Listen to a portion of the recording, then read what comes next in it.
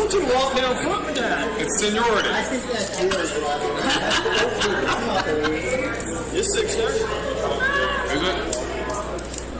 Around is 6:30. All right. Tell me, Rick. Yeah. Okay. Yes, sir.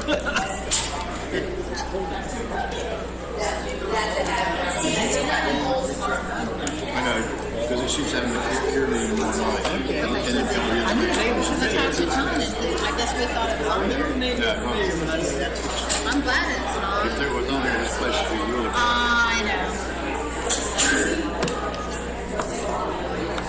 We got in 14 proposals for the rebranding. Oh, good. They were all over the place. From 198,000 to 18,000. But you know, branding is that way. Anything that you like. There were two that had some municipal experience with it. We're waiting on you. One was out of 12, and one was out of 13. That's cool. I'm trying to make sure. One 17,000 was 20. So we have 22,000 A few more times. Yeah. Good evening. Thanks for being here this evening. Yes, that is my age in the front. I'm very proud of it, so we'll leave it at that. So it's not about me. So we'll start this meeting. We'll call this. Oh, thanks, Bob. Thanks. We'll start with the invocation and the pledge, and I believe Councilmember Duckworth's going to do I this. skipped that part before I get here.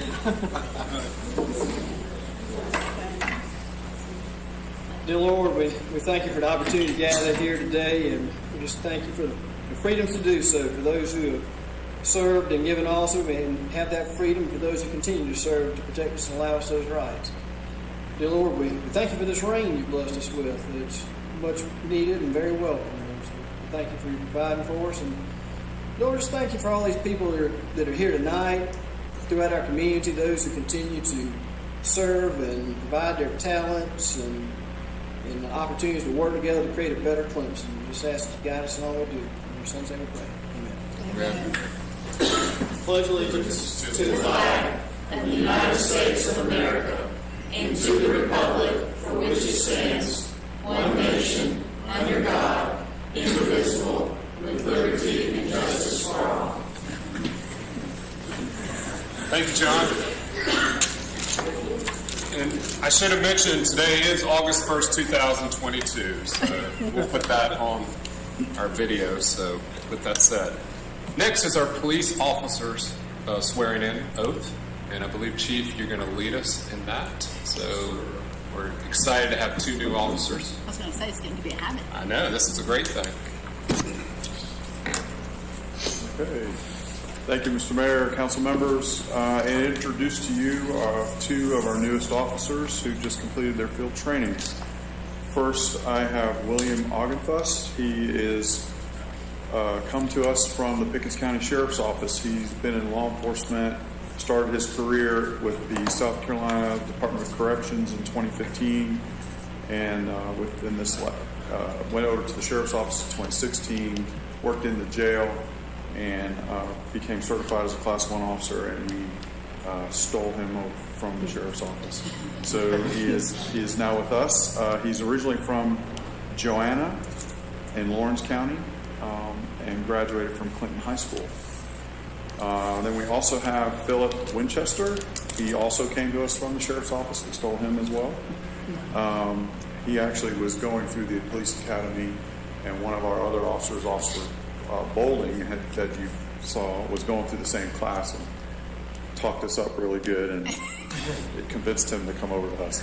He's 28 years old. He grew up in Walhalla and worked for the Sheriff's Office for 3 years, and he is now with us, and he enjoys spending time with his wife, kids, and hunting.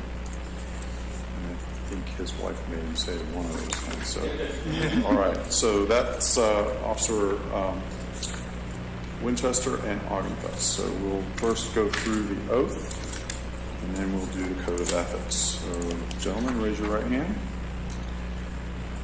Do you solemnly swear that you're duly qualified, according to the Constitution of this state, to exercise the duties of this office to which you have been appointed, and that you will, to the best of your ability, discharge those duties thereof, and preserve, protect, and defend the Constitution of this state and of the United States, so help you God? Put your hands down.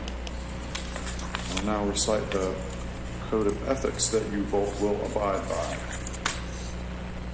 As a law enforcement officer, your fundamental duty is to serve the community, to safeguard lives and property, to protect the innocent against deception, the weak against oppression or intimidation, and the peaceful against violence or disorder, and to respect the constitutional rights of all to liberty, equality, and justice. You will keep your private lives unsullied as an example to all that will behave in a manner that does not bring discredit to you or your agency, and you will maintain courageous calm in the face of danger, scorn, or ridicule, develop self-restraint, and be constantly mindful of the welfare of others. Honest in thought and deed, both in your personal and official life, you will be exemplary in obeying the law and the regulations of your department. Whatever you see or hear of a confidential nature or that is confided in you in your official capacity will be kept ever secret unless revelation is necessary in the performance of your duty. You will never act officiously or permit personal feelings, prejudice, or political beliefs, aspirations, animosities, or friendships to influence your decisions. With no compromise for crime and with the relentless prosecution of criminals, you will enforce the law courteously and appropriately without fear or favor, malice or ill will, never employing unnecessary force or violence, and never accepting gratuities. You will recognize the badge of your office as a symbol of public faith and accept it as a public trust to be held so long as you're true to the ethics of police service. You will never engage in acts of corruption or bribery, nor will you condone such acts by other police officers. You will cooperate with all legally authorized agencies and their representatives in the pursuit of justice. You should know, or now you better know, that you alone are responsible for your own standard of professional performance and will take every reasonable opportunity to enhance and improve your level of knowledge and experience. You will constantly strive to achieve these objectives and ideals, dedicating yourself before God to your chosen profession, law enforcement. Do you agree with these statements? Okay. If you ever have any questions, come see me. All right, well, that concludes their swearing in. I will invite family to come and take pictures if they want. Where do they go? Oh, okay. Sweet. You guys want to? We'll split up.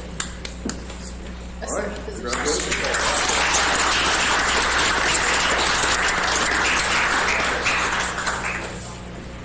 The mayor would appreciate someone standing in front of the picture. Yes. Family photos first. Thanks, Chief. Always go. Go ahead. First. Here. I got it. You got it? I got it. Good. Now, you're okay. Do you want a picture with us out of it? She was looking for.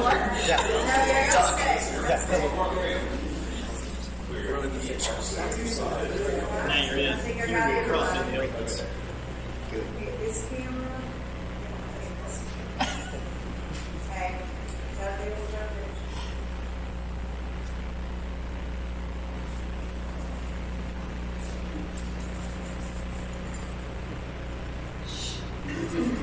All right, everybody, smart. He is a good number.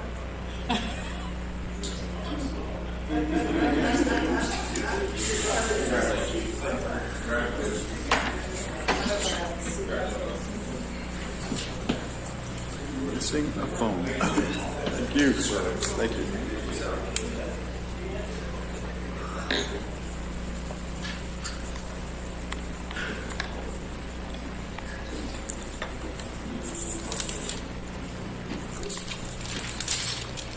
Next, we're very fortunate to have the World Series champions. First of all,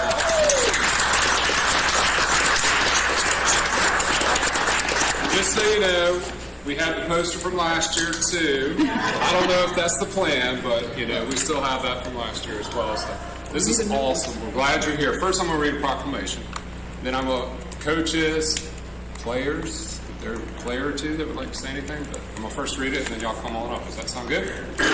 All right. So, make sure everybody knows everything that went down in the lower part of our country. So, whereas was 2022 Dixie Junior World Series champion Central Clemson Rec 13 and under baseball.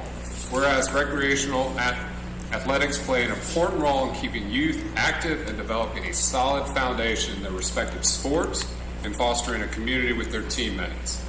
Whereas most of the players from the team were part of the 10 and under team who finished runner-up in 2019 state championship and won the 12 and under World Series last year. Whereas in 2022, the Central Clemson Rec 13 and under program, talented players, dedicated coaches, dedicated family members finished their season. I added that, but we should add that in the proclamation. Finished their season with a 16-1 winning record, including regular season, state tournament, and World Series games. Whereas the hard work, dedication, talent, sportsmanship exhibited throughout the season enabled the 13 under team to win the 2022 South Carolina State Championship in Bluffton with a 10-6 win over Beaufort County, earning them a spot in the World Series in Louisiana. Whereas the 13 and under team lost the second game of the World Series 13-8 to Mississippi, but came back to win their next 5 straight games, even beating the host team from Louisiana twice in the championship series, including a 5-2 win to capture the World Series title. Now, therefore, I, Robert Hatfaker, Mayor of the City of Clemson of South Carolina, on behalf of the Clemson City Council, do hereby congratulate the players and the coaches of the 13 and under recreational baseball teams on their Dixie Youth World Series Championship wins. And witness I tell you, I always have trouble here. It's my age, sorry. I have hereunto set my hand and cause the official seal of the City of Clemson to be affixed this first day of August 2022. Congratulations.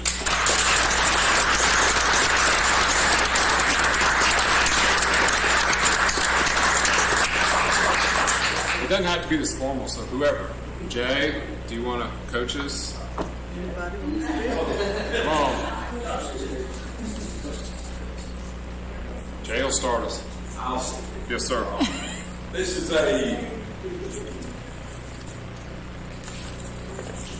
special group of, like you said, players and coaches and families. They've bonded together over the last 4 or 5 years, and if you go on the road with them, it is a family. They all help wash clothes, get food, and all of it. So, I mean, it's as I told them afterward, you hear about Clemson family, outsiders, you don't believe it. But it is the truth. Josh. Awesome. Well, Mr. Mayor, council members, on behalf of the team, I would just like to thank you guys and Jay for giving the opportunity a first-class environment, facilities, program, organization. Thank you guys for giving that to us, giving us the opportunity and place to play. And to the Clemson community, the support that we receive while we're on the road. Text messages, following us on Facebook, watching the games live, just the community outreach, the support we got from the whole community was just it's very humbling. So we appreciate it very much. That's awesome. Any players? Putting them on the spot. This is their chance for leadership right here. Come on. You don't have to. Yo, you up for a picture real quickly? Sure, yeah. Yeah, all right. Thanks, guys. Yep. So, Jay, my question is, did you win the bet or lose the bet with the mustache?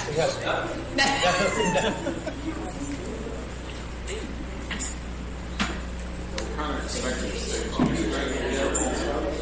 stage leadership? They got taller. I know there'll be some. That's why we started. That's why we started this. I get it. This isn't very organized. I know.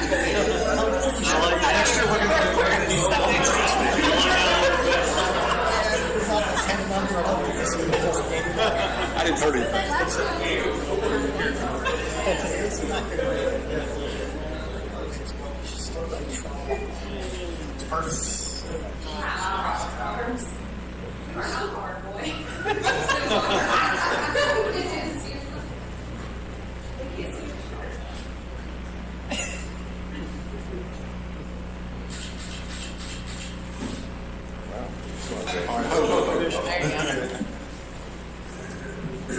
All those bus trips.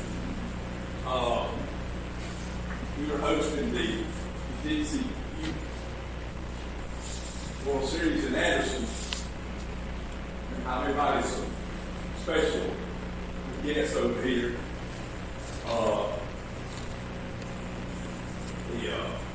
The commissioners from Montgomery, Alabama, William Wade,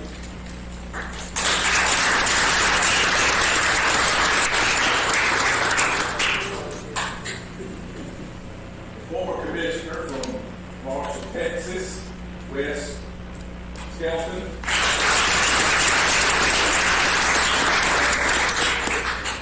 national director from Texas, who was in Louisiana, Jason Mitchell.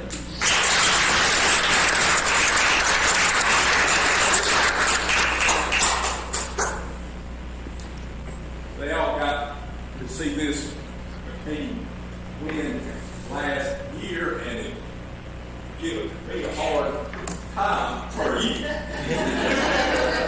So you might have see our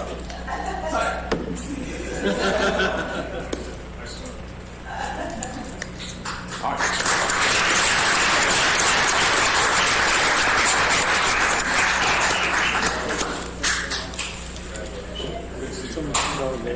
They don't have to stay for it. There you go, Ray.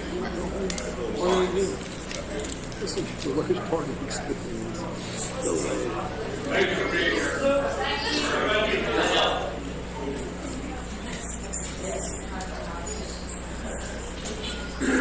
What age group is that? Start to big kids? And now they have school tomorrow. This school starts to We're down to like 15.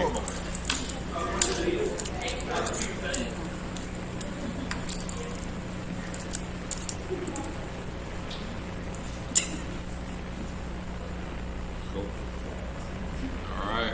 And then there were 10. Annette. Smaller group. Appreciate y'all being here. There we go. All right, next is public session. We'll turn it over to our Mayor Pro Tem. Good evening. Welcome. Glad everybody's here. Decided to stay with us. This is your opportunity to speak to council about any issue that is not already on the agenda. You will have 3 minutes to speak. We just ask that when you come to the podium that you give your name and your address, your residence, and then also sign in as well. So this is your opportunity, 3 minutes, and I'm assuming we have Zoom. And if you would like to say something, just please raise your hand, and we will acknowledge you on Zoom as well. So this is your chance. Are there any comments from the Elaine?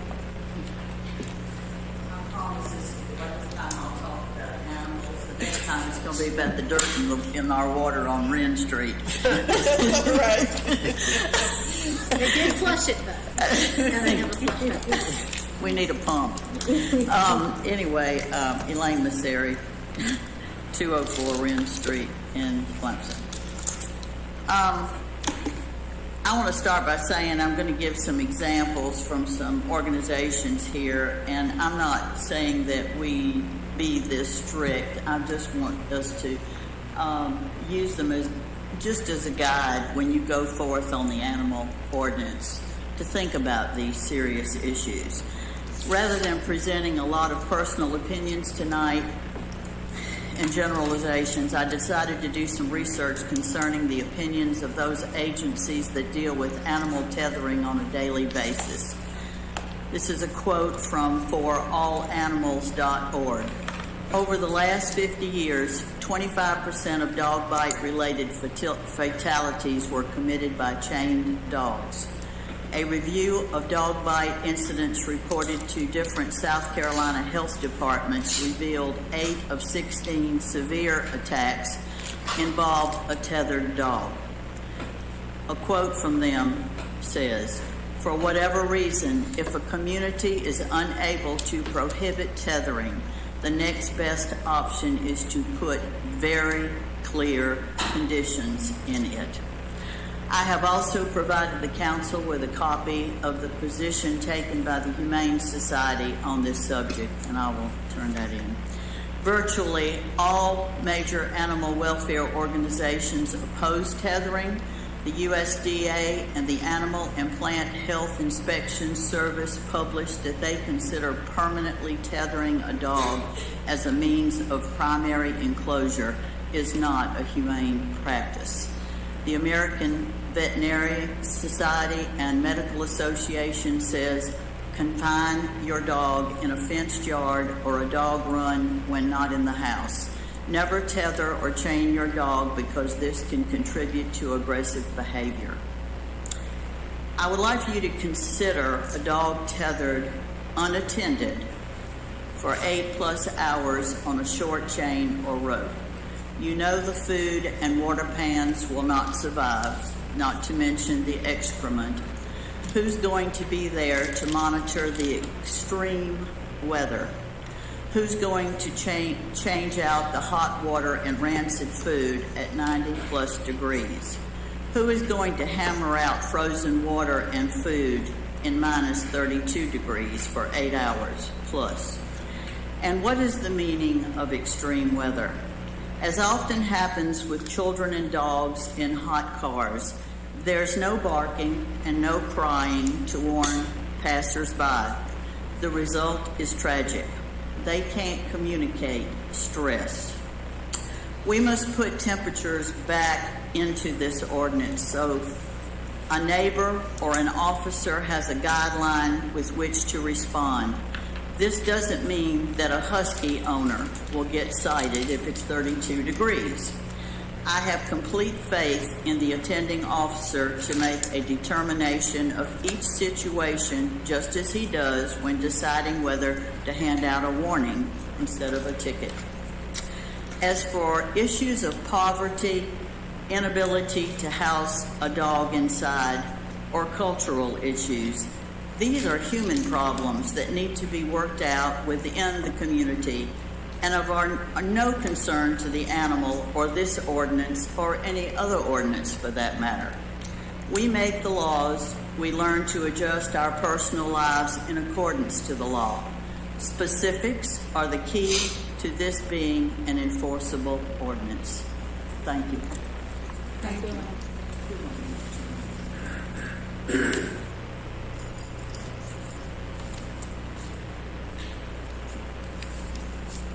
Are there any other comments? Any hands raised? Okay. At this point, I will go ahead and close public session and turn back over to you. Thank you very much. Next is the approval of minutes for July 18th, 2022. Would somebody like to make a motion? I move we approve the minutes as written. Second. Any further discussion, comments? All in favor, raise your right hand. Thank you very much. Next is report and discussion agenda item. First, Leslie, you're already coming up. I love it. See, I'll turn it over. So, Try to be prepared. there you go. Look, there you go. So, when I started it's been almost a year and a half. It's hard to believe. It was budget time, and Andy, you sent out our email about what were your goals and your achievements for your department. And so, it was really quick for me to have to go through and try to come up with some things. But I read a lot even before I came to work here because I was interested in the CAFR, or the ACFR, as it's called now. And so, I'm nerdy that way. So, but I dove into the ordinances and saw that there were some policies that we definitely needed, some tweaking, and they probably hadn't been looked at in a while. So, it's taken me till tonight, because of all the other things that we've had going on, So I wanted to bring forth a couple of items that we wanted to make some recommendations to change. And I get asked probably weekly, when am I going to bring this to y'all? Because the department heads are really wanting to see these changes. So the first one is the capital thresholds, and right now our capital threshold policy is not in ordinance, so it's just, the only place I could find it was in our financial statements, in the notes to the financial statements. So it states that capital threshold, if we purchase something, is $1,000, no matter what it is.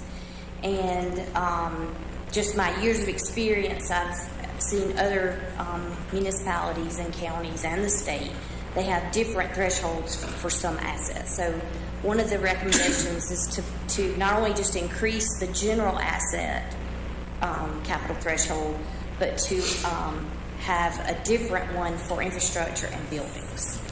Because if you do $1,000, which is what our threshold is now, of work on a building, that is really not doing a whole lot.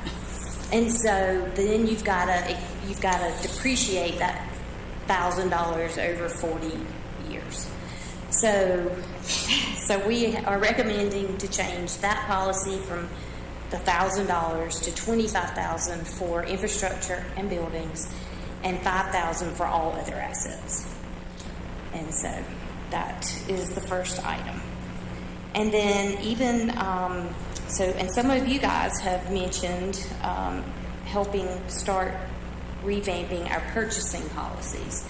And so we are going to hire a purchasing agent, but I felt like there were a few things that we could go ahead and tweak that would help the lives and of our departments. Because right now, every purchase order or requisition to become a purchase order has to be approved by Andy. So everything from 1,000 to whatever. So the structure of what we are recommending and wanted to ask and talk about were having levels. So, 1,000 to 2,500 would be the department head and the purchasing agent, or right now a designee until we get one. And then over 2,500, it would be the department head, the purchasing agent, and the finance director. And then anything over 5 would be all of those people and Andy, the city administrator. So at that point, those are the biggest changes that we've made. The other big item that we're recommending is that sealed bids, that limit be increased. $10,000, in my opinion, is very low for sealed bids. And so what we did was we went back and looked at what the state, and mainly because of the grants, because of CATBUS. CATBUS, DOT, they require $50,000. So that's where that amount came from. So if there are any questions or if there's anything else y'all notice that we may want to look at, the only other place that and we noticed it today, I had tweaked one other dollar amount, and that was for professional services, new professional services. It says $5,000 a year, and I changed it to 10. And we may want to increase that just a tiny bit, just because it's hard sometimes to find an adequate person that can do the job, or you may know the only person around, and then you've got to go through that bidding process on SCIPO. So here again, just some recommendations. Maybe y'all can give me some. If these are not the numbers you think are in line, then get with us and we can tweak whatever. But we just wanted this discussion to happen so that we could put forth, something to get this going faster than what it's been going for me. So well, that's right, because going through the approval process, it slows it down by a couple of weeks at least. Well, it can. It just depends on how busy,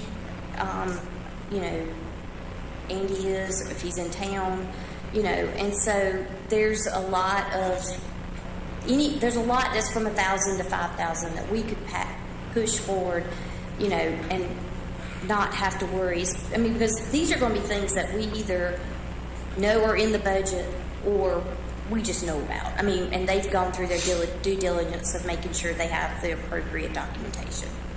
And, looking at other cities, some are in the same range as us that I'm recommending. Some are a lot bigger, but, it's sort of relative to where you are. Like a city like Anderson, their threshold for the city administrator or the manager in their case is $50,000. So right now we're just taking baby steps. We want to make some changes to make life easier, but also be able to have a little more control over, more than, say, $50,000 is way too much, in our opinion, for city of Clemson. So. And Leslie, you just brought up a great point.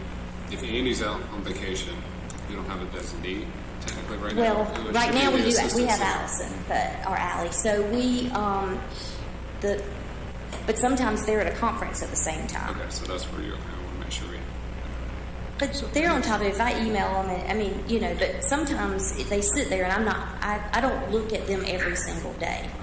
But the amounts, let's just use the expenditures up to $2,500 where you've got 2 approvals. I mean, are you reviewing those every 30 days? When do you review those type of purchases in the books? So requisitions, there's a whole process in code, and it's one of those things where when it's your turn to approve, you get notified. And right now, I'm not in that approval step. I'm the last one to see when it's time to actually process and produce the PO. The way the system works, the requisition is the request to purchase and giving us the authority to change it to a PO.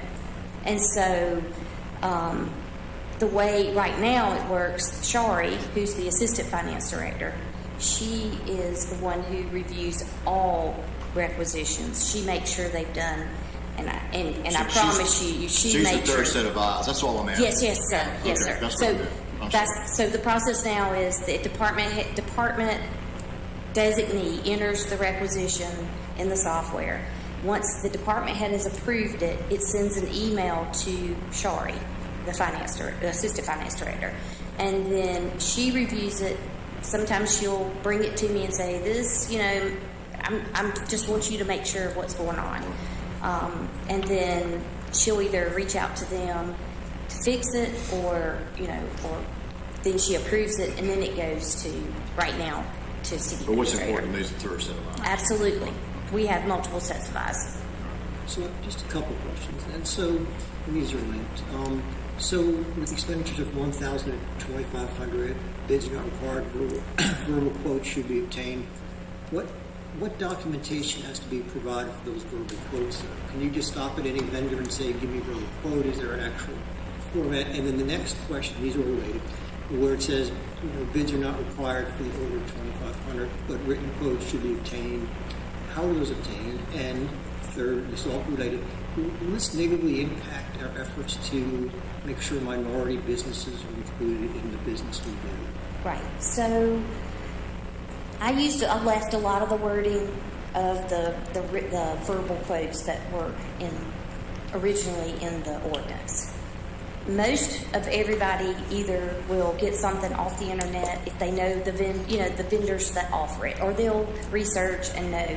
A lot of these department heads, they know their normal vendors that sell certain things. I mean, like the rec department, they're going to know who sells uniforms, and they're going to get quotes.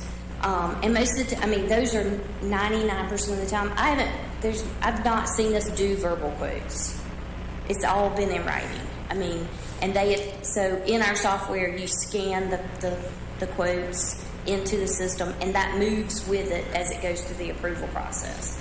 And so one of the things, it's funny because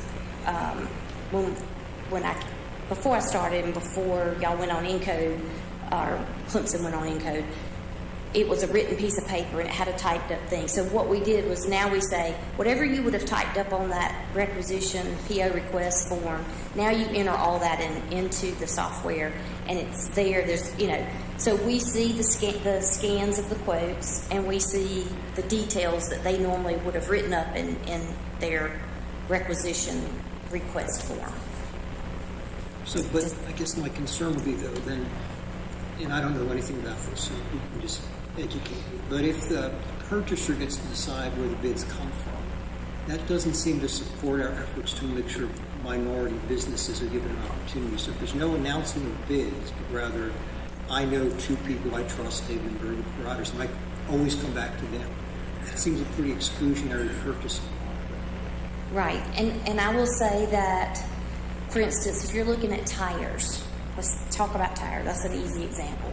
There are probably only 3 or 4 tire people in this area, so they only can ask bids from those 3 or 4. I mean, that, you know, we're trying to keep things as local as possible without costing us too much money. I mean, that's the goal. But I will tell you that last year, this time, we implemented Amazon Prime citywide, the business Amazon Prime. I just went through, most of our purchases on Amazon are below 1,000, and if not, they're gone through the same process as what we're describing that we normally do. But I had a meeting with their business analysts even last week, and one of the things that she was saying to and letting me know is how our purchasing is coming and where it's coming from, and like minority businesses, women-owned businesses, you know. So we actually were scoring really high. I was telling Allie this last week that I was very impressed, and that we can actually, for Amazon, we can ask them to set it to any goals we have, whether it be local or minority and women-owned, and whatever parameters we want. They can make it where those choices are shown first in our search on Amazon. So I think we've saved a lot of money with Amazon. There's a lot of things we can't get locally that, like, to me, office supplies are so expensive, and having an option, I mean, we've been buying them from vendors outside of the local area anyway, and Amazon has given us an opportunity to save money and not have to pay shipping. So we do something that way. Yes, sir. Do that. That's great. Yes, sir. We sure can. And we just, as a matter of fact, I was going to discuss it in our department head meeting tomorrow, what the discussions were that I had with the Amazon rep. But if we have a local business in the city limits of Clemson that can supply that same thing, don't order it on Amazon if it can be purchased in town for approximately the same rate. So yes, the same rate, absolutely, and that's what I tell everybody. Or even within right reasonable striking. Well, and so when we go through this was just the purchasing, trying to make some that changes quickly, but when we get the purchasing agent and we go through the entire purchasing policy, add things, take things out that shouldn't be there, because things have changed since this was originally what I was going to say is, knowing that we're hiring a purchasing agent, I would be fine with B saying like up to $2,500, and just know that the purchasing agent is going to be on top of these things as far as, is Amazon better? Is there a local supplier? Making sure, taking a look behind people and saying, Jay, you've been using this forever, but there's an option over here that's better, and that kind of thing. So I don't know, the $1,000 to $2,500 if it makes sense. Like, that's university and state levels up to $2,500 before, and then you do quick bids. Well, the reason I put $1,000 to $2,500 is because department heads can buy anything without a PO under $1,000. So I had to say somebody. That's the reason I said the $1,000 to $2,500. Well, I'm personally comfortable with out a PO these days in particular. Up to $2,500. You're not going far, and with you and a purchasing agent and everyone else, you're going to catch anything that's going on there quickly. We're not going to get hurt real bad. And it just takes a step out of it and makes it more efficient in some ways. Well, the only reason I wanted the department head to go to be part of the 1 to 2,500 is because a lot of the departments have somebody who's entering these requisitions for them, and maybe they don't know that person. This gives that department head a chance to say, yes, that is a requisition that I have approved, and 2, they are charging it to the correct general ledger account number. So it's not just about. Yeah, I'm just saying, take the $1,000 out. And So it- it's zeroed up to 2,500. Oh, so you don't It's want- the same thing. I don't care about it. Okay, going so you're before saying we don't 1,000. need a PO up to 2,500? I don't Okay. think that that's necessary. I mean, at that point, then I think we should still move, because we should move the department head still has to be included in there. And if you don't give him or her a place that they can do it without, but yes, I Yeah, mean, we can. they absolutely, the Right. department head still needs to be, Included. they're going to approve that. Right. Like, I can't go in the state system and buy something for $2,499. My department chair, Fran, is eventually going to find out I've done that, one way or the other. So, yeah, so I just think, they ought to be anything up to that, and it gives them a little more flexibility. I don't know that the 1,000 makes sense. The other one that I was going to say is, for B, I know in our code there's something, it's the difference between should and must and those kind of things when you start talking about professional services. I don't like the word must because professional services is one of those places that you need to have a little bit of flexibility sometimes if you need someone relatively quickly, you don't have time for it to go out to SCIBO and those kind of things. So in that second qualification, must be thought through SCIBO. I think it should say should be by posting on SCIBO.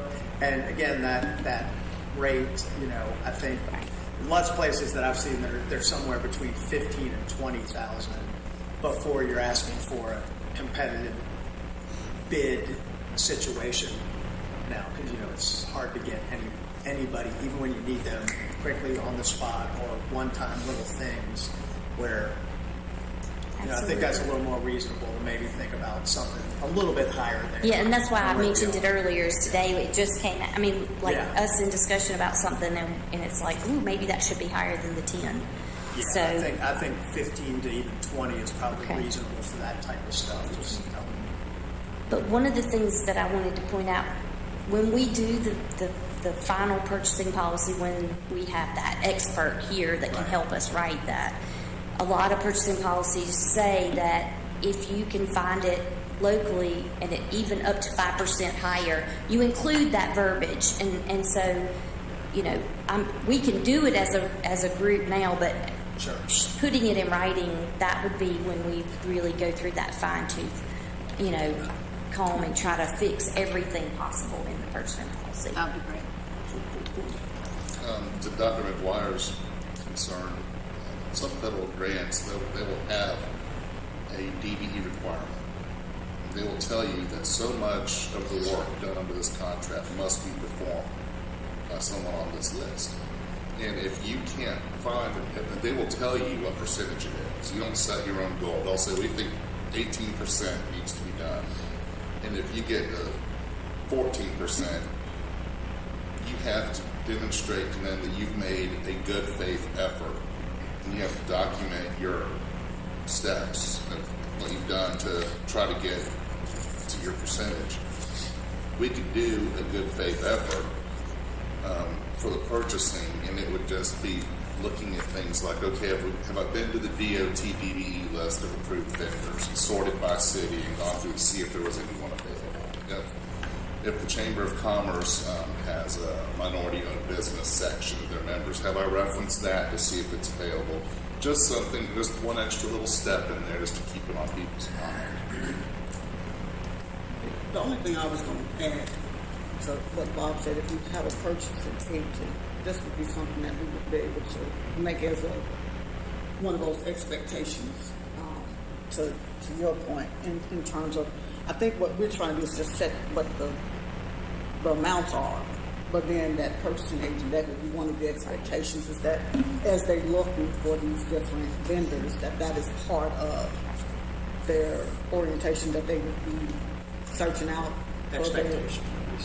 the women-owned and minority-owned businesses, to your point. So I think that would be kind of like that next step. But I think, to your point, Bob, because I'm looking at it from what we do at the university. So we do say up to 2,500. We don't have a minimum; it's up to, and that's how we kind of define it and so forth. So I'm okay as well, but I think with that purchasing agent, that's where we would be. the expectations and set that forth for that person. There was one other, and I forgot, the fixed assets, we talked about thresholds and the capital thresholds. That is in policy, but fixed assets piece is part of the ordinance and what describes a fixed asset, and then some of the rules. So I changed the wording in A because the majority of, because of great computer software, you don't really need a general fixed asset fund anymore. And so one of the things I've noted in here was to remove that part. We can still use it, but not to have it as a must. Because we have a great fixed asset module inside Encode, and auditors now are making sure. See, a lot of these rules and ordinances were written prior to GASB 34, which stated we had to, because in your general fund and governmental funds, you don't capitalize assets. So people just use this other fund to help them make sure they kept up with them. They didn't really have to depreciate because you don't put them on your books. But when GASB 34 came along, now we have to put a government-wide statement. So you have to take your fund statements from the governmental funds and make them part of this one statement for the whole city. So, people had to, the auditors, they have to, make sure our assets are what we say they are and balance all of that. So we don't really have to use a general fixed asset fund anymore. So I wanted to take that verbiage out, that we're not required to do that. So, as a matter of fact, I asked my auditor the auditor when we first started the audit this time last year, and I said, how many groups do use general fixed asset? He said for every 10 that use just the fixed asset module, maybe one uses the general fixed asset fund. So, there are more people not using the general fixed asset fund anymore. And then the other part I excluded was, I wanted to remove was letter D, because GASB 89 changed that rule, and you can no longer, it's on the last page, I think. It's on page, yeah, GASB 89 states that now interest incurred during construction must be expensed. So it's the very last page. So that was why I took that out, not because I wanted to. Right. Any other questions or thoughts? Thank you. Thank We you. appreciate this. Thank you. Being so thorough. Appreciate it. Next is staff reports. Andy? Just got a couple things for you. Tomorrow at 6:30 at Rojan is the next Clemson United for Racial Equity meeting. We have a regional transportation study meeting kickoff on the 17th at 10 a.m. That's where we're going to have our partners all meet and discuss what we want included in the study. And I wanted to brag a little bit on our HR staff, Tracy and Sonia, because we met with our insurance broker last week, and they went through a slide that was, I thought was special, because it showed what the statistics say we should be experiencing, but compared to our peers, we were way low. And that's because of our participation in the wellness program. And the reason for that is because Tracy will have Sonia send out an email and say, okay, the nurse would like to see you. And then if you say, no, I can't, I'll go, okay, well, when can you? And you don't get out. But the nurse is also really nice. She doesn't bite or anything. I just, it's just something that doesn't happen at every municipality, but it really showed up in the health of our group. That was good news from our meeting. Great to hear. That's awesome. That's the 17th at 10 o'clock. That's right. It's going to be here. All right. Next is policy action agenda. Remember, 2-minute limit per speaker if you have any comments on any items. First is consider second reading of ordinance to renew the municipal service agreement between the City of Clemson and Duke Energy. Anything else to add, Ally? There's no changes, and like we said at the last meeting, if council, this agreement is for 10 years, but if at any time council would like to make any changes, you can do so with a 120-day notice. And this agreement is good for 10 years, but can go on for 20 years with no changes. Thank you, Brad.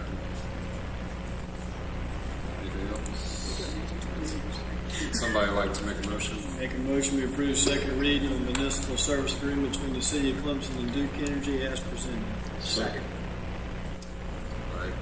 Any other comments, discussion, anybody from the public, making sure we have opportunity? If not, I don't see anybody. Rick, make sure you will let me know, Rick. So thank you. Thank you. Yes, sir. Thank you. All right. All in favor, raise your right hand. Thank you very much. Next is consider the second reading of ordinance for proposed annexation of approximately 24.5 acres near Lawrence Road and zoning as a planned development. Art. Yes, sir. Yes, sir. As you know, the matter under consideration stems from an application for the approval of a planned development to be named 1 Clemson, which was submitted by Mr. Todd Kennedy on November 22nd, 2021. Due to the fact that the property proposed for development lies in the unincorporated area of Pickens County, the first step required for approval will be to approve the annexation into the city and at the same time establish zoning as planned development district. The Planning Commission approved the proposed annexation and zoning on June 13th. The Council approved them on first reading on July the 18th. Since that time, there have been no changes to the proposal. Staff's recommendation is to approve the annexation and zoning as requested. Thank you, Art. Comments? Questions? I'm going to open it up here for public as well. Anyone? Yes, ma'am. Yes.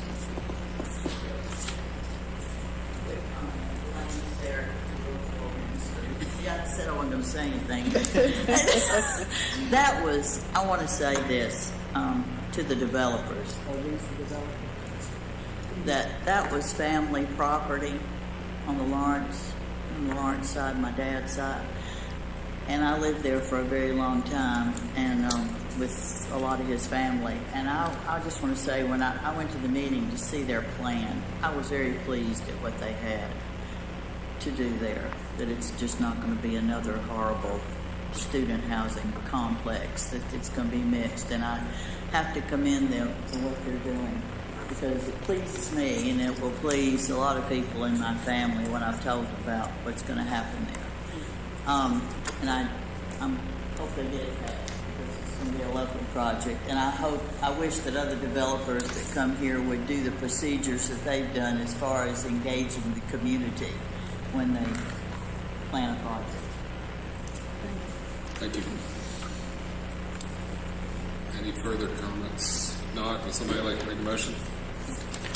Make a motion that we approve the second reading with my last of an ordinance for proposed annexation of approximately 24.5 acres near Lawrence Road and zoning as planned development as presented. Second. Yep. Any further comments, discussion? If not, all in favor, raise your right hand. All right. Thank you all very much. Next is to, Art, you get to come right back up. Consider for second reading ordinance for proposed plan development on Lawrence Road, 1 Clemson. Yes, and this is the step in which in the review of 1 Clemson that specifically approves the standards under which the development will be constructed and operated. As you know, the project is proposed to include 426 beds of student-oriented housing, 44 units of workforce housing, townhomes, 2,500 square feet of commercial space, and the dedication of 1.9 acres of land for a future city park. The Planning Commission approved the proposal on June 13th. The Council approved it on first reading on July the 18th. There have been no changes to the proposal since that time. Staff's recommendation is to approve the 1 Clemson proposal as presented. Thank you, Leroy. Comments? Anyone on City Council? Yes, Frank. Yeah, so I guess I'm going to ask the developer, have you any further thoughts on the question about the integrity of the plan and what I brought up at the last meeting? In other words, that the plan is wonderful, Lane, you say very well, but there's no guarantee that the students will stay in the student area. The affordable housing would be limited, the family. So I thought at the last minute, I asked that you think about at least any plans or ideas or ways that the proposal, the integrity of the proposal, will sort of be what moves forward as opposed to the flow of student needs and student desires. As I said last week, students really are like the gas in the box that will fill whatever space you give them.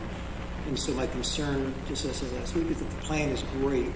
The delivery obviously is affected by economics and student choice, but have you thought any more about how you might maintain at least as much as possible the integrity of the plan?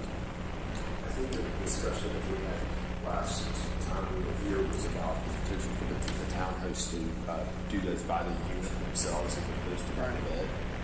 We talked with our attorney. We don't feel like there's any issue with us putting that in the ordinance that the 44 townhomes would be rented by the unit themselves, and that's how we can. That's the best way. I think you kind of mentioned that last time that we could write that into the ordinance, and we spoke with Art about that prior to the meeting. If that's something that we can write in there, then that probably hold the integrity the best that we can without running afoul of the law. And I'm fine with doing that. That's appreciated. I thought it was interesting at the Catholic Milliken discussion. What they talked about was that when you come in to rent, that you would have to stand on your own credit. So nothing could be owned by your parents. Your parents wouldn't sign any of that. And I thought that was a very interesting way to go about that. That would be within the law. You'd have to do it on your own 2 feet, essentially. Same thing, renting it by the unit. That's what they're saying, renting it by the unit, and that they have to qualify on their own credit. Yes. To rent. And that's pretty common. Who's both things together? Well, my main concern is, of course, so we're dealing with an ordinance that is pretty much been reviewed and all. I think such a small clarification is probably a city attorney question. We wouldn't be, by adding something, just a statement to clarify how that aspect of it, we wouldn't be necessitating going back to the planning commission for further review. Would it? No, I didn't think it would. I think it would depend on whether it fell within that minor versus major amendment. And I'd have to go back and look at the definition of minor amendment, which I can do, but I just don't know it off the top of my head. My first blush is that it would not constitute. I mean, the plan says 44 units will be affordable housing or workforce housing, and how you accomplish that, I think, would be a minor amendment as long as you kept the number the same. I think if you change the number or the location of those units or the nature of the units, that would be more of a major thing. But I can double check on the major versus minor issue while y'all continue to. So the mayor's making a statement on their business model at that point. Yes. They're not changing the necessarily development. We have to change it. Don't sit here and look at me while I do this. Talk among yourselves. With that amendment. We're looking at you, Mayor. Any other comments, questions for Art? Well, thank you all for working through that and finding a way to add a solution there. Well, I want to say that they've been very, very easy to work with from our side, the staff side, because they have definitely made a number of trips up here. You mentioned the public input in the process. They really did listen. I was going to say, Elaine stole thunder as well. Like, y'all have done a great job. Like, y'all came to us before you even really got started on this, and that was a good process as far as with the developer. So I really appreciate that, before anything even got started, even you would come and talk through kind of some of those issues and that kind of thing. So it's greatly appreciated the work of y'all. All right, I can answer the question. Good, we're out of room. Minor changes proposed in writing by the applicant that do not alter district boundaries and that involve revision of minor characteristics of a PD, such as reduction in the density of the established residential units, relocation of driveways, facade details, reduction in the number of parking spaces during the structures, and other features that do not materially affect the approved plan concept or violate any other applicable regulations may be approved by the zoning and codes administrator subject to the following procedures. And it lists the procedures that the code administrator can go through. So it's not even up here. We just pass it as is, and you change that. Yes. Okay. Thank you for the clarification, Art. Mary, thank you. All right. If not, any more comments, further discussion? Would somebody like to make a motion? Make a motion to approve second reading of PUD 000034-21 Lawrence Road, proposed one Clemson plan development as presented. Second. Any further comments, discussion? If not, all in favor, raise your right hand. All right. Thank you all very much. Thank you again, Art. Thank you all. All right. Next is consider the first reading ordinance to add a $120 fine for unauthorized parking in the city parking deck between the hours of 4 a.m. to 7 a.m. Chief. Yes, sir. This, again, we had this discussion last meeting. It is simply to add a fine for parking in any of the parking decks between 4 a.m. and 7 a.m.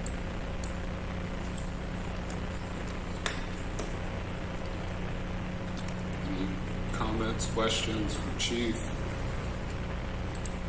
I know Lindsay's not here yet, too. Not. Any comments from the public? Rick, you're always going to let me know. Appreciate it. I'm just making sure. Thank you. If not, would somebody like to make a motion? Make a motion that we approve first reading of an ordinance to add a $120 fine for unauthorized parking in the city parking deck between the hours of 4 a.m. and 7 a.m. as presented. Second. Further comments, discussion? If not, all in favor, raise your right hand. All right. Thank you again. Thank you again, Chief. Appreciate it.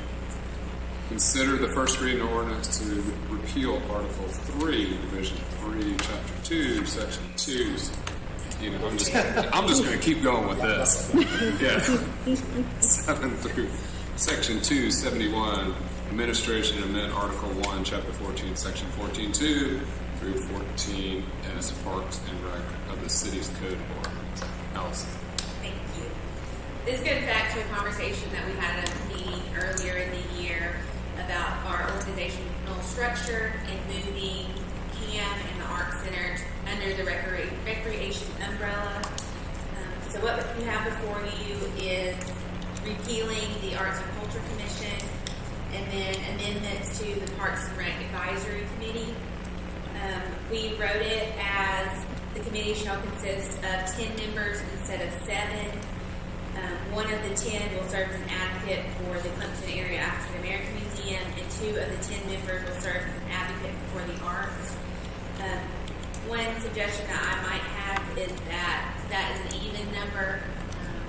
So either adding another representative for culture or the arts might be something to consider, or removing one of the front 7 just so it's an odd vote. But this is first reading, so any changes can be made.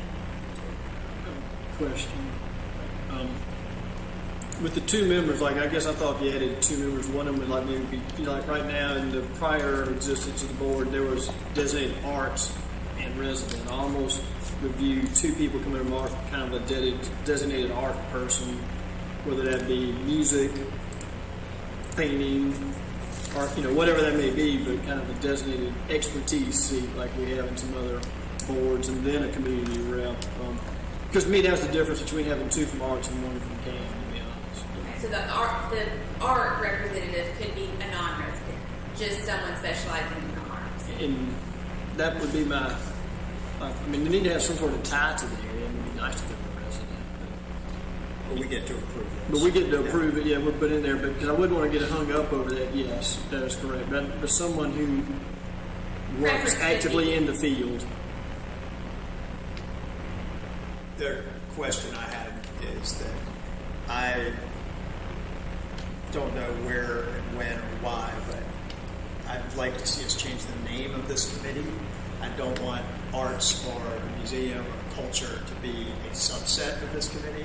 I want it to be equal billing, like that we now, instead of having a Parks and Rec Advisory Committee, we've got a Parks, Recreation, Tourism, Arts and Culture Committee that, as we begin to think about these things, that, again, I want them on the same level. Is that your recommendation? That is my There's got to be recommendation. an acronym in there somewhere. P-TRAC. Repeat it again. She wants you to repeat it. Arts, recreation, tourism, arts, and culture. And I think as that department's working on that, can get fine-tuned. Yeah, If we we want can to tweak it a little tweak bit it, now, but but- at Bob's point, let's identify it now. Let's identify it, have it ready to go, and make it clear that this is not a subset. This is a new committee where these things are Yes. all on the same level. So one question. This is going to be words. I know people hate when I pick on words, but the word advocate bothers me in this, in the sense that advocate implies that you take this rigid stance in favor of arts. I mean, everyone in this committee should be an advocate for doing what's best for the city of Clemson. And I don't have a suggestion for a better word, but to me, advocate really has a higher level of expectation that this person will, no matter what, advocate for the arts or for CAM. That word, we understand what it means, but 10 years from now, who knows? In some ways, it's almost a difference between advisory versus... representatives. Yeah, I mean, you representatives. really could change it to one champion. person represents CAM, one person represents that's- community and that's art, better. one That's person better. represents Yeah, a professional art capacity. that would make it clear they're not advocating, but they're representing, which is, I think, a different level. It's champion. Champion is the first. Champion. Just represent. Yeah, because they're So representing. then, you need amendments. That's what I was looking at. And I think it's fine for now. I'll just make a statement and then go further because I missed the discussion. But I think what I would like to see in the future is, because I am looking at the representation piece. So I think if we're going to change the name eventually, that the people who serve on that the interest is for all of those groups, and that I'm not on here because I represent CAM or I represent, because then I become very territorial. So I think the folks who serve on that have to realize that these are the entities that they're going to be, so that you don't get into that whole I'm advocating, or these are all of the entities that we represent. So when we have people apply, it's for this commission that deals with all aspects. No silos. No silos. So moving to the future, because So that kind of transitions. Right now, we do it so we make sure people understand what's going on, and then in the next iteration, I like that. so that's just where I think it needs to actually fall. But I think I'm okay with where we are right now. But that would probably be more the temporary until we can, work on it and give it a new name. But I think everyone has to have that goal. You thought it on the system. Was champion. Yes. Yeah. Supporter. Something's too strong. Too strong. I think representative. Represents, I mean, Yeah, that's the good, The only bad. other thing is the number, if we wanted to add one more. I'm personally fine with 10. I mean, I think So, you. that was the only other thing I wanted to make sure if somebody's making the motion to consider that. If we're adding, I'm not I'm saying personally good with it. keep With it at, adding or keeping it at 10? Keeping it 10. okay. If it becomes an issue, we'll deal with It's it. an but advisory committee. So if it comes up 5 to 5, that's right. We'll yeah, get to decide. we'll take that under advice. There you go. All right. Would you like to make a motion? Sure, I'll make a motion we approve first read of an ordinance to repeal Article 3, Division 3, Section 267 through Section 271 of Chapter 2, administration of the Code of Ordinances, and amend Article 1, Section 14.2 through Section 14.5 of Chapter 14, Parks and Recreation of the Codes of Ordinance, with the name change suggested by Councilmember Brookover, and modifying the language of the arts representative to encompass one person from the community, one person from the professional art field, and change the word advocates to representatives. Well done. Yes, sir. That's impressive. Second and impressed. Further discussion, any further comments? So actually, it's not just, so we'll take out the whole phrase, serve as advocates, right? And put, will represent. Yes. We just don't give her latitude to Right, wordsmith but I'm that. saying, I mean, I think what you're, we is suggesting just the word advocate, but it will be served as advocates, replaced by representatives. representatives. And we look at the second read and make sure it's all good. You have a motion. Did somebody second? I did. Thank you, John. Thank you. Now, further comments? Anyone? Rick, you always let me know. Any other discussion from council? All right, all in favor, raise your right hand. All right, thank you very much. All right, next is other policy items. Consider a bid award for the impact fee study in the amount of $61,440. Thank you. This goes back to the directive that council gave the planning commission earlier in the year to start the process for an impact fee study. We put out a request for bids, and we received 2 proposals in. The first came from Wildan Financial Services in the amount of $99,000, and the second from Tischler Weiss for $61,440. The study would evaluate our current impact fees, recommend new impact fees, and give us our CIP to base the impact, to use the impact fees for, as well as drafting the final report for council. We budgeted $70,000 for this impact fee study, so it is staff's recommendation to move forward with Tischler Weiss in the amount of $61,440. And it's required by law that we do this study within the site. That's what I was just getting ready to. Thank you, Bob, for chiming in. Thank you, Bob. Yeah. Anyone from the public? Any comments from council? If not, would somebody like to make a motion? Move that we approve the bid award for impact fee study to Tischler Weiss in the amount of $61,440 as presented. Second. Further comments, discussion? If not, all in favor is right here. Allie, you keep going. Consider allocating $4,800 from the arts. Right now, it's the Arts Culture Commission Fund for bus shelter art. So this is the last project that the current Arts and Culture Commission is championing. The commission put out an RFP for public bus shelter art and received 14 submissions in total. They have, in the packet was the selections for 4 of the shelters. We didn't receive, there are 2 other shelters that we don't have artwork for. The submissions and the panels didn't match. So you have before you their selections, and you'll be voting to approve that the $4,600, each artist selected would receive a $500 stipend, and this would cover the cost to print the wraps.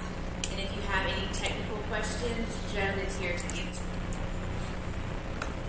So I don't have a technical question, but I do have a question. So I don't get the fish design for 2 of these. Why? What does that represent? Clemson fish.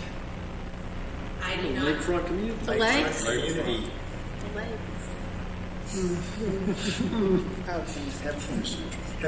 Haven't you ever fly fishing 18 miles? I guess we are, but I guess I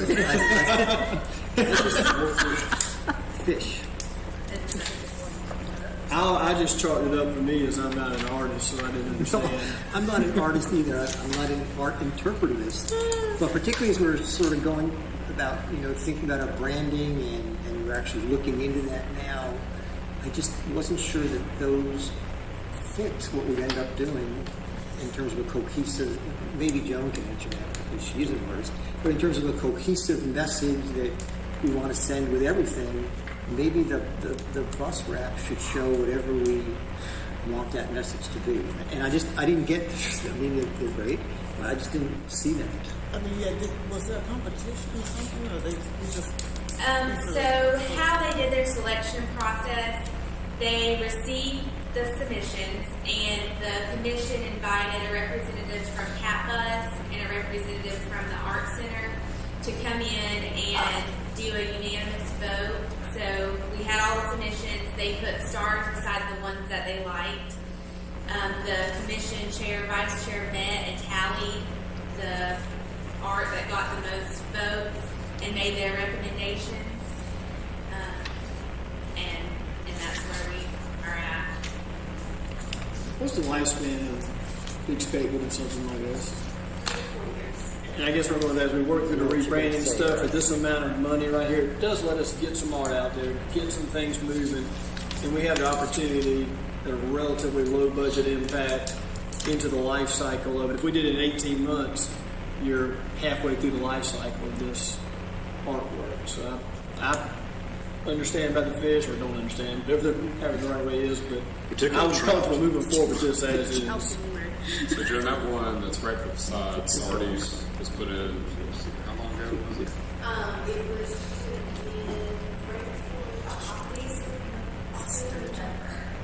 So almost a year ago? Okay, so but they last 3 years? Normally. So when do we expect the branding study to be done? You have some sense of what we're doing? I would like to roll it out at the beginning of the year.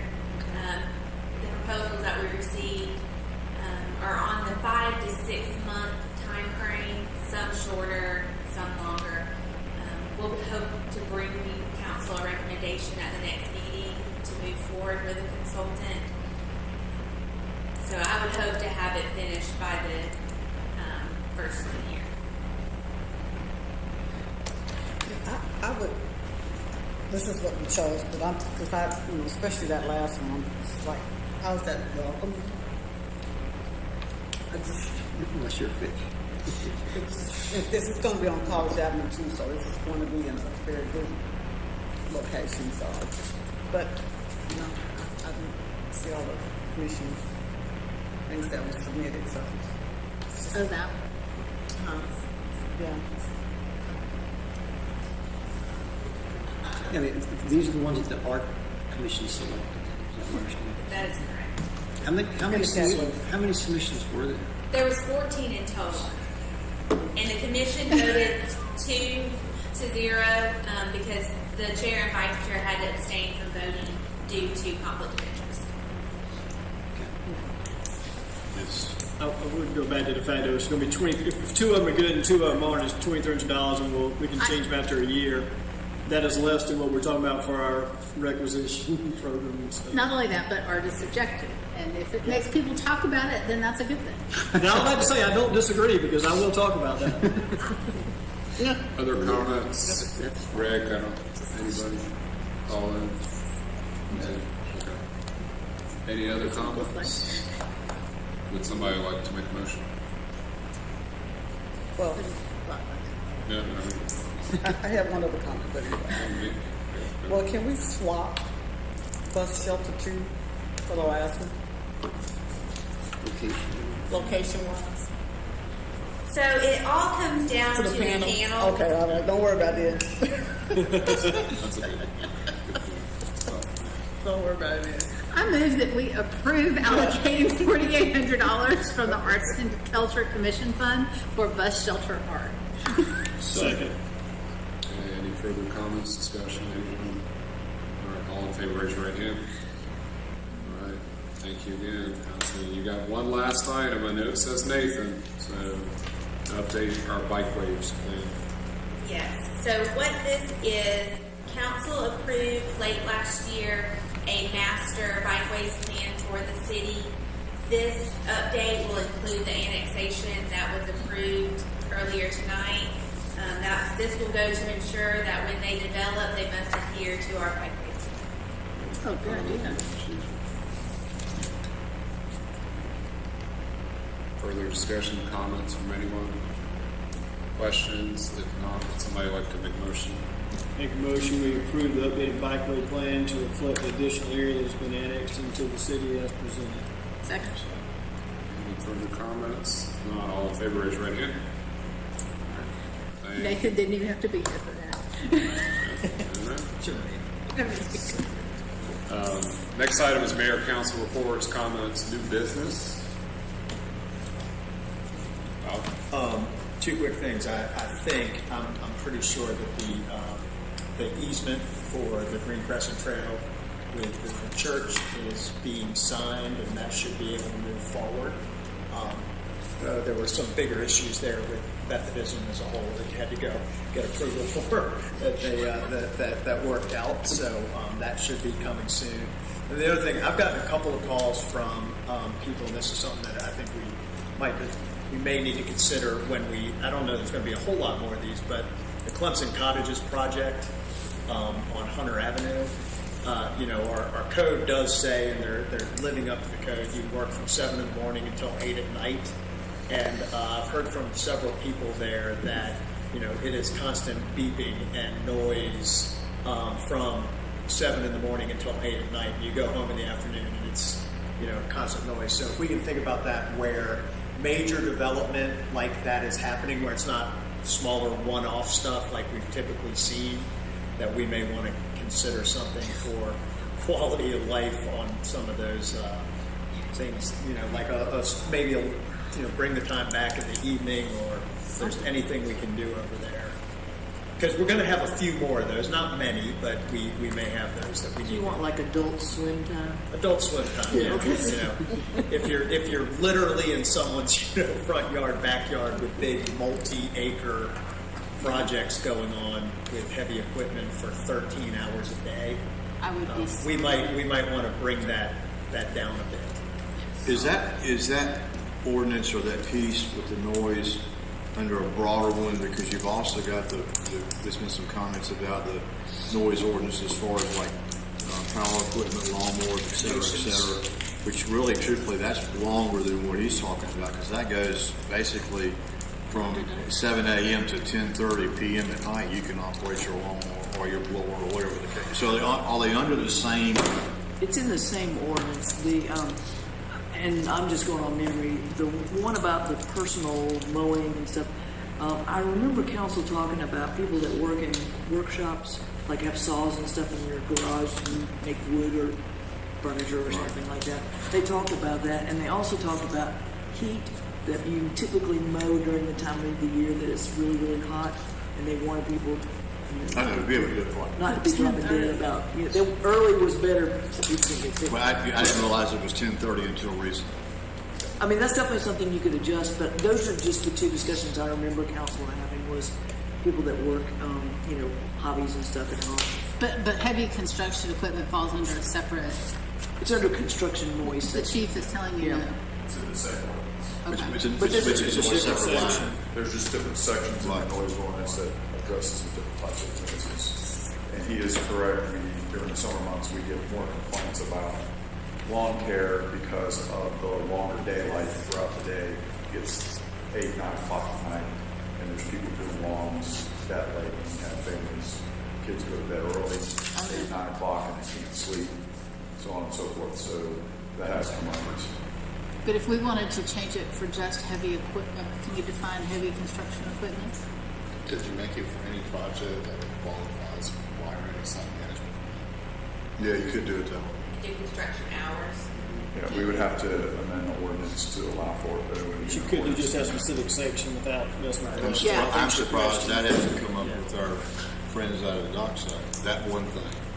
They probably would have if They have brought it up, but the construction management company is very conscious about the noise that they make late in the evening. Plus, a lot of their contractors don't work that late, that make that kind of noise. If they do have late contractors that are working inside the building with the door shut, the noise they're making, you don't hear. If I got home and listened to that till 8, I'm sure I would be up here telling you to change it. We're planning to bring that revised template to you on the 15th.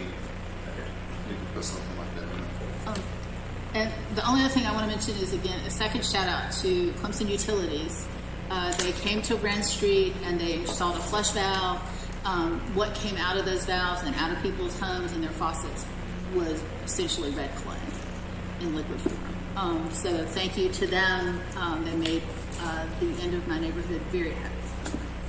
I'll relay tomorrow morning. They're hosting our department head. They did a great job.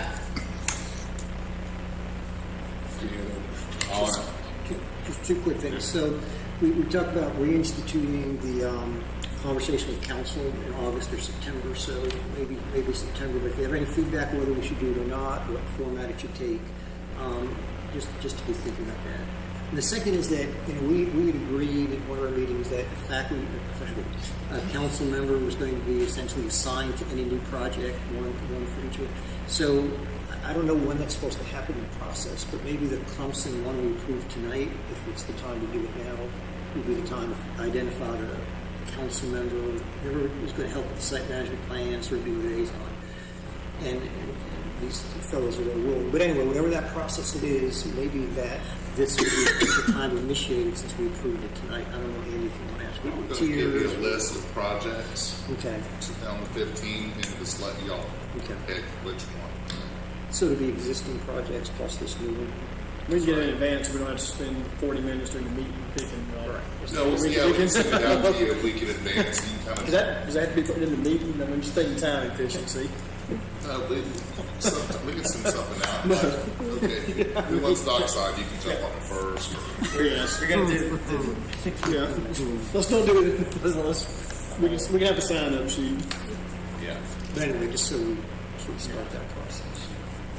The only thing I'll add, lastly, I won't thank everybody that we thanked last Thursday, but it's a great turnout for the official ribbon cutting for the pump track. True, I know we had 4 from council. I greatly appreciate the 4 that were there. I know the others have other obligations to get it, but have lives to get